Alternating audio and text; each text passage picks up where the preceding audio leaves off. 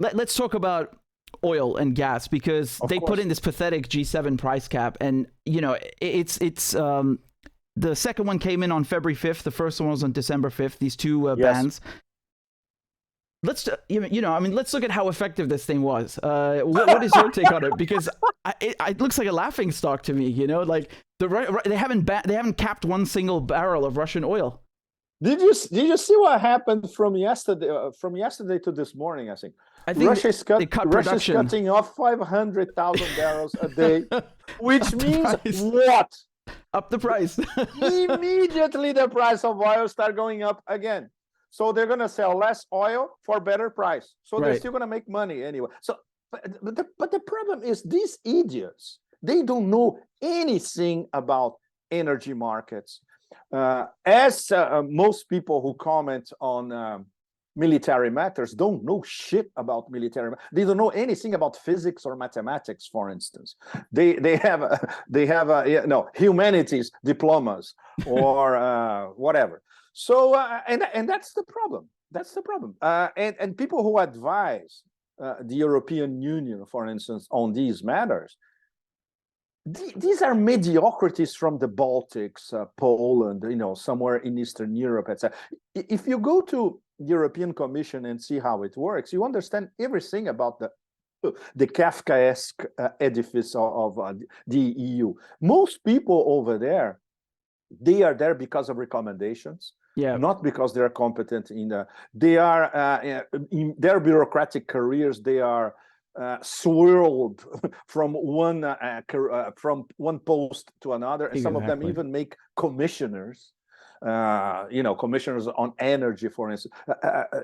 Just to give an example about the EU's energy policy, they are discussing this since the late 1990s, and the EU never had, doesn't have, and will never have a unified energy policy. Their energy policy now in 2022, 2023 is sanction Russia to death. This is the EU energy policy. This is completely absurd. So you don't have a single oil and gas specialist to address them and say, look, these are the numbers. This is what we need to import. These are the providers. This is where we cannot get extra sources of energy. This is how much it's going to cost, etc. They don't. They are completely ideologized people, very, very petty-minded bureaucrats who are basically thinking about their retirement with full pension, not paying taxes.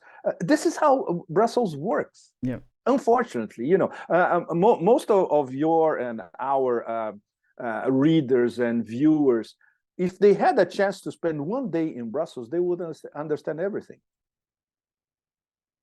Yep.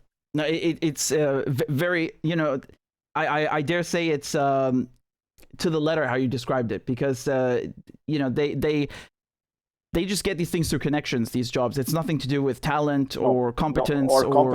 Yeah, no. And it's funny because, you got people in the industry, the steel industry in Germany, glass industry, France, who are like begging them, please listen to us. It goes over their heads, one through in ear, one out the other. And you're right.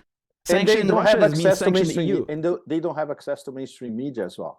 You find them in small blogs, in Telegram channels. There are a lot of extremely competent oil and gas people here in Europe, in France, in Germany, and in Italy as well. The ones that I know in Italy, for instance, a few months ago, they were saying, but this is absolute suicide. It's completely absurd. Yeah. And we're not going to have extra sources of oil and gas apart from Russia. That's it. Everything is blocked. Turkmenistan, Qatar, Algeria, they already have their list of customers, and they're not going to sell. Out of the question, they're going to sell for us because they don't have spare capacity. Just like Saudi Arabia doesn't have spare oil capacity. But Saudi Arabia is different. Saudi Arabia want to make money selling less oil, which is the same thing that Russia is doing now. And Russia didn't even ask for it. They gave it to Russia. Look, from now on, you're going to sell less oil and make more money. It's brilliant. It's brilliant. What a strategy. Remember Saudi Arabia was the one that said 2 million barrels cut. Russia wanted just 1 million cut. And they were like, no, 2. Because they knew that they could sell this for Yeah. What? At least 40, 50% more, including their, let's say, very strong client, the Chinese. So what would happen in these circumstances? Of course, they would not double the price for the Chinese. They would make a super deal for them and for the Chinese, where they will make more money producing less. The Chinese will pay less, but will get all the quantities that they need. And this is basically what they do. Yeah. This is basically what Xi Jinping and MBS did when they met in Riyadh. They made a deal, and the deal is going to be long-term, acceptable for both parties. But this is how diplomacy works, Richard. The problem is we have a pipeline-blowing, decaying empire who doesn't know the meaning of diplomacy anymore. The disappearance of diplomacy around the collective West, from in all Atlanticist circles, in fact. And if they had any possibility of getting diplomacy back on the table, they would discuss. Of course, they would have been discussing with everybody in the West, and let's say OPEC plus, let's say a delegation of the collective West talking to OPEC plus to find a mutually acceptable development for everybody. They didn't even try. No. So OPEC plus, in fact, they said, okay, we're going to do it in our terms. And these terms are basically defined by Putin and MBS. And it's perfect for them, you know. So, and soon, and when I say soon, it could be even this year, 2023, we're going to have a gas OPEC. Yeah, you think so? It's very possible. This is something that we should investigate more in the Persian Gulf and in Central Asia, because then we would have Russia, the Central Asian producers, and maybe Qatar joining them as well.